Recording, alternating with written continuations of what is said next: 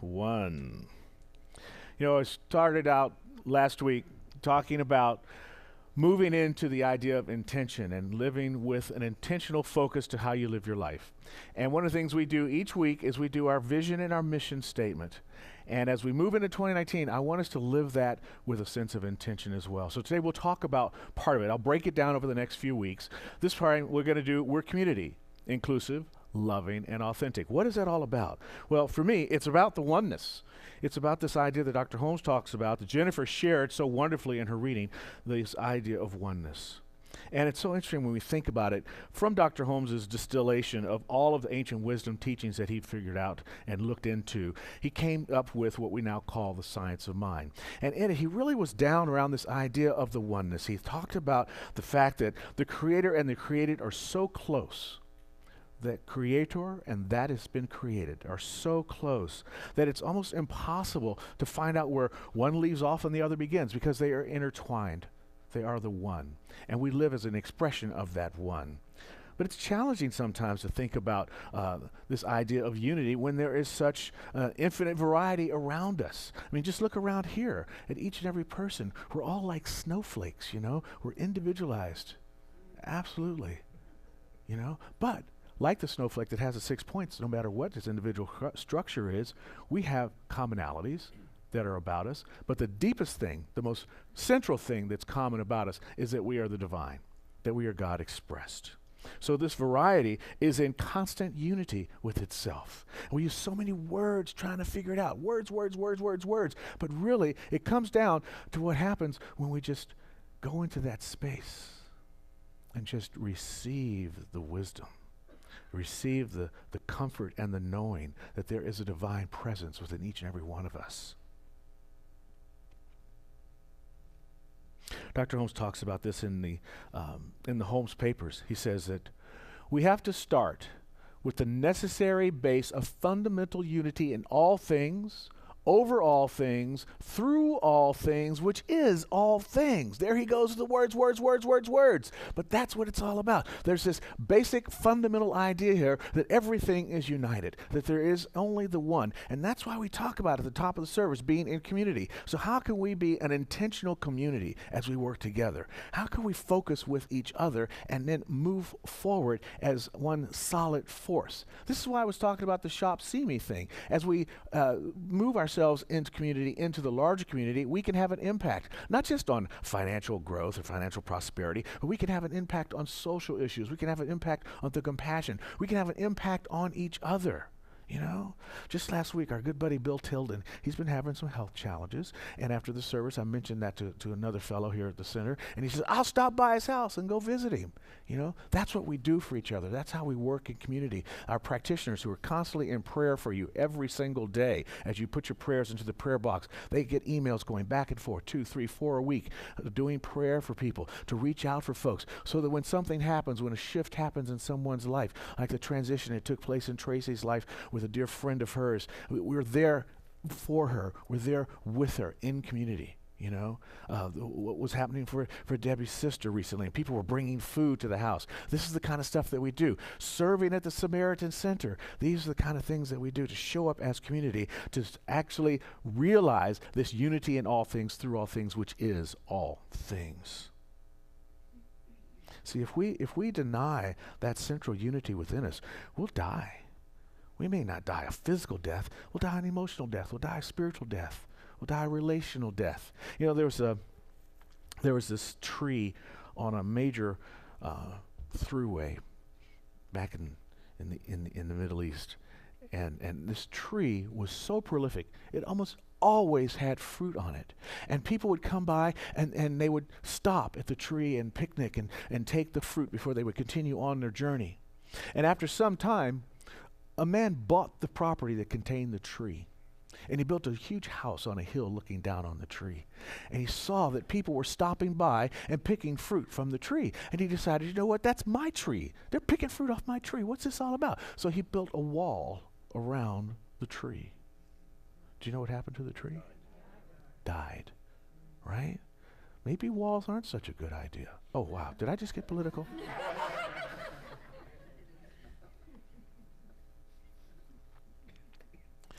We're so ready to separate. We're so ready to separate. Eckhart Tolle talks about this. He says that reality is a unified whole, but thought cuts it up into fragments.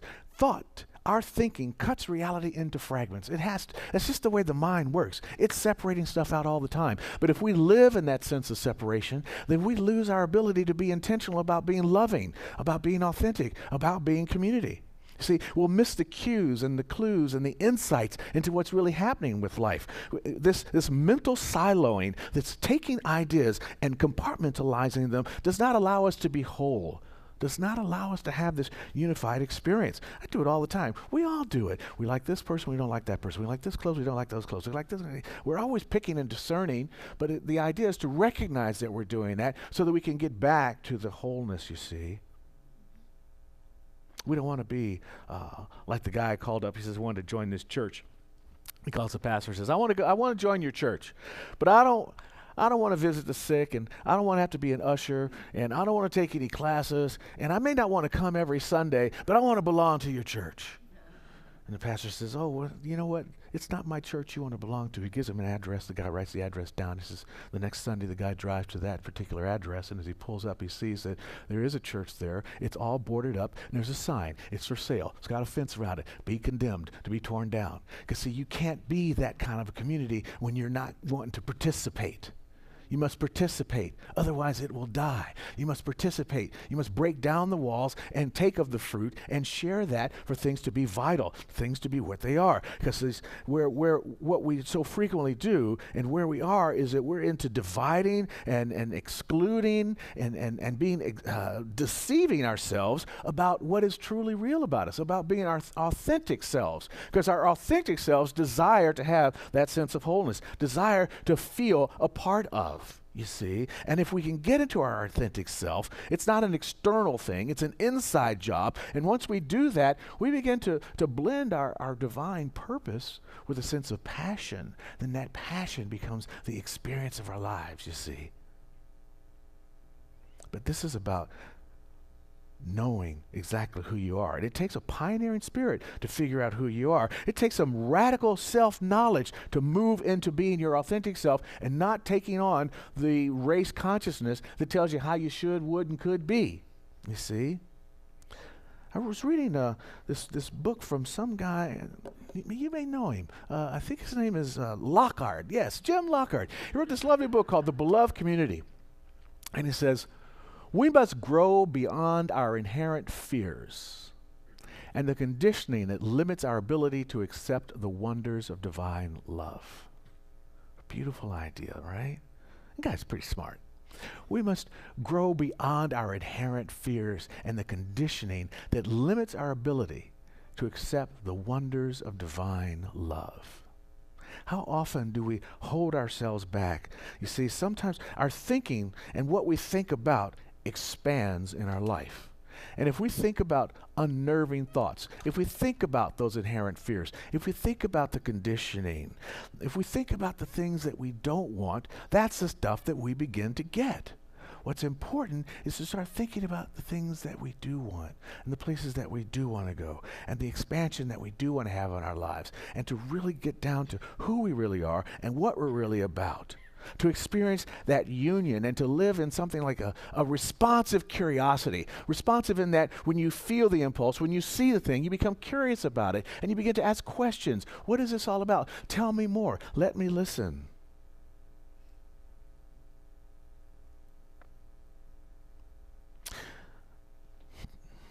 It's important that we remain open and that we notice. You see, every human face includes all the others. And we separate from each other only at our own apparel.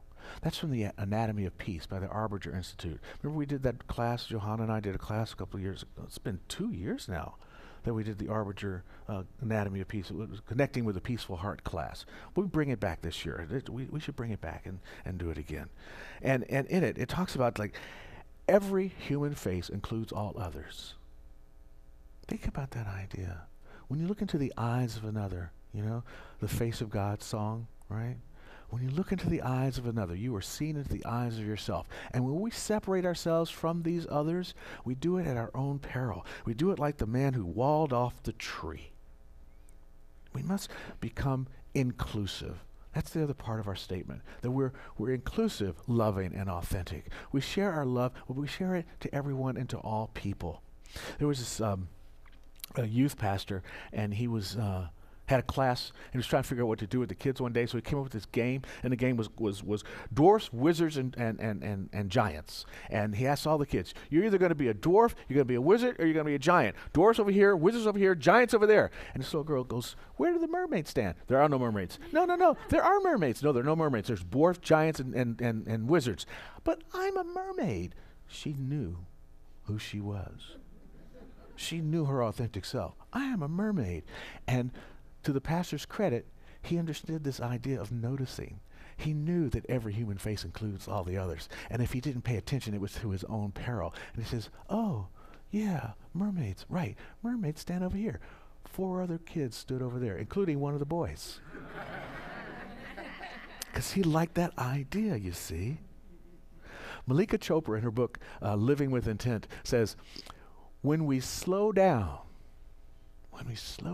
to notice, the universe gives us the signs we need. How fast are we going through life? Johan and I were talking about it on the way here. Like, it just seems like time's just 1 month, next month, next month.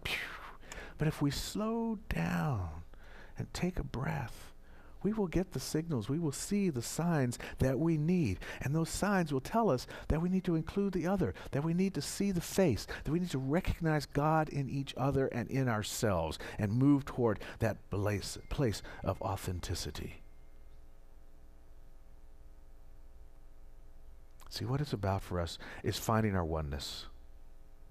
It's about living in joy, success, happiness. To celebrate the good, to celebrate what's successful about our lives, to every day wake up and go, woo, I'm awake again today, yes, and be happy about that, right? And like on Sunday, I get so excited. We get so excited. We get up. We're coming Sunday morning. This week we're going off to see Mom, so we didn't bring soup, but we did bring Hanukkah jelly donuts. Yes. You better race out there because there's not but 60 of them. Actually, wait a minute. 60. But now there's not 60 because how many was that? One. We had to sample them. Samplers, raise your hands. 1, 2, 3, 4, 5. Okay. 6. Okay. All right. They're 54. They're 54. Yeah, quality control. We had to make sure they were all just right. Yes. But do you see what happens, though? See what community does? And as we talked about it, the laughter that rose up in the room, the joy that we felt when we were talking about that, because that's the power of coming together, you know? Back to the leadership class. They were talking about retail, and for a long time, or not a long time, but in our recent history, folks were saying that Amazon was going to kill the hard store, the walk-in, what do they call that? What's that? Brick and mortar. Brick and mortar. Thank you. Was going to kill the brick and mortar shopping. Well, got news for you. It's not happening that way. And you know what's making it not happen that way? Millennials. Millennials like to shop. We sit at home and push the Amazon button. But the millennials are saving the retail world. They love shopping. Probably because they're done with their phones and they've been on Facebook so long they need to go see some people, so they go shopping. That's my thing, I thought. But did you think that as well when they said that yesterday? Right? Evelyn's in the class as well. Okay, other tip, tangent. The other tip I got back from Waste Management was that they say, don't close your plastic bags when you take your trash out. Just take the plastic bag out without the twist tie and just take it and dump it in the trash, because when they put it in the dumpster, the closed up bag, that becomes a time capsule that is held forever because it's so tight, you see. But when they open the bag and they put it in the dump and they roll the trucks over the top of it, it squishes stuff out and it begins to break down. Yeah, take that. Jim's not the only smart guy around here. But this idea, the donuts, the shared information, the smiles that happen, the taking care of each other, that's the loving part of the community. And when we can live that kind of lovingness with intention, it spreads. What we think about changes and spreads things that happen. It calls forth our best, and it helps to build resilience so that when challenges come to us, we're able to bounce back from those challenges because we know that we have a sense of support. We know we have community. We know we have others that we've included in our community, a diverse community at that allows us to have a base, a strong foundation, part of that fundamental unity that Dr. Holmes is talking about. See, this community we have allows us to have a shared vision and to multiply the power of that shared vision and help us to live in our principles. When we have each other to count on and to rely on, we have reminders like, hey, you know, what you think about becomes what you live about. Maybe you might want to think differently about that. Have you thought about seeing a practitioner and maybe praying about that? You've been kind of glum around that issue for quite a while. I think we can support you with this. These are the kind of things that we get out of community, you see. And we get that from a sense of loving for one another. And there's this very simple secret that Antoine de Saint-Exupéry said. It is only with the heart that one can see rightly. Only with the heart. What is essential is invisible to the eye. What we really need, we won't see. What we really need, we will feel. What we really need, we will know when we get quiet and become still. And so this idea of 1, 1, 1 is a reminder for us to go back to the one, to stay in the one, to be with the one, so that we can be a community that is loving and authentic. And so it is.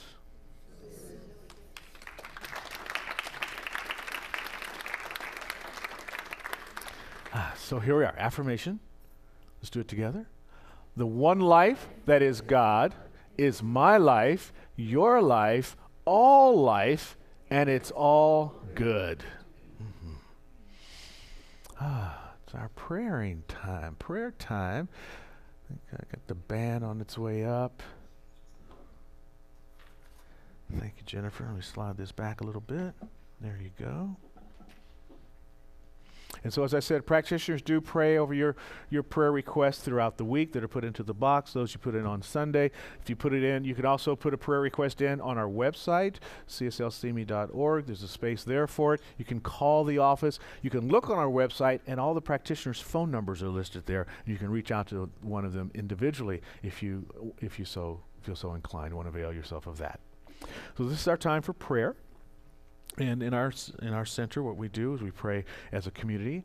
And if there is someone in your heart that you'd like to have come forward in prayer, if there's a condition you want to see changed or a situation you want to see deepened or enhanced, this is the time that we will speak it together. So I offer the room to those who want to pray.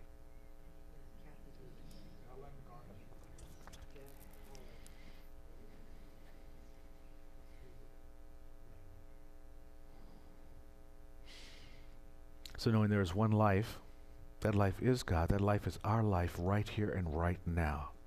Let us join together in understanding this divine principle upon which we have come to know and to rely upon, reaching down with a deep sense of faith and understanding that as we move forward in consciousness, that what we think about becomes what we live. What we think about in this moment is peace, joy, harmony, well-being, right action, divine guidance, and perfect justice, abundance and prosperity. These concepts and these ideas that we have in mind, we have those in mind because they are realities in experience. And so as we speak the word of truth around these realities, we bring them into the experience of those that we have brought into this room in prayer in this moment. I recognize good and only good unfolding for each and every person that has been mentioned here, for family, for friends, for those that we don't actually call friends but are actually some of our deepest teachers, for our political leaders, for for the world, the planet upon which we live, for those that are dealing with transitions and movement into new experiences, that are dealing with loss that seems unfathomable, yet we know that that loss opens the door for an expansion and a growth, that every ending is a new beginning, a threshold passing into more good and more good and more good unfolding.